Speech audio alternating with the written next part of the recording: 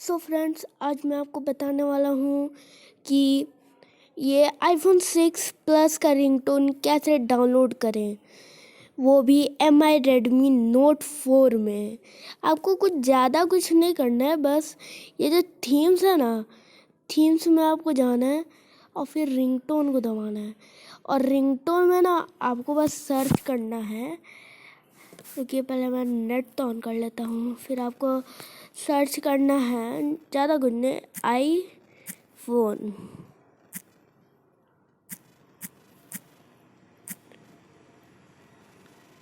देखिए, ये आपका आ गया iPhone 6 प्लस।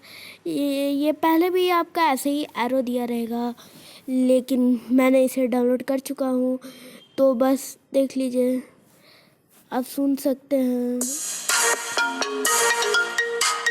आप देख सकते हैं ये iPhone 6 प्लस का है रिंगटोन। आपको बस डाउनलोड करना है, फिर बैक जाना है, ऑफलाइन में जाना है, फिर आपको इसको अप्लाई दबाना है, अप्लाई टू रिंगटोन दबाना है। तो मैंने पहले इसे सेट कर चुका हूँ, तो आपको बस रिंगटोन दबाना और ये हो जाएगा रिंगटोन। बस इतना ही करना है। सो फ्रेंड्स, आज के लिए बस इतना।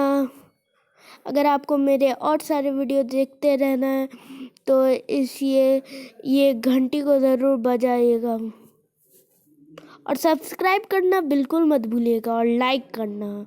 और ये वीडियो शेयर करें अपने दोस्त को जिसके पास है iPhone, मतलब MI Redmi Note 4।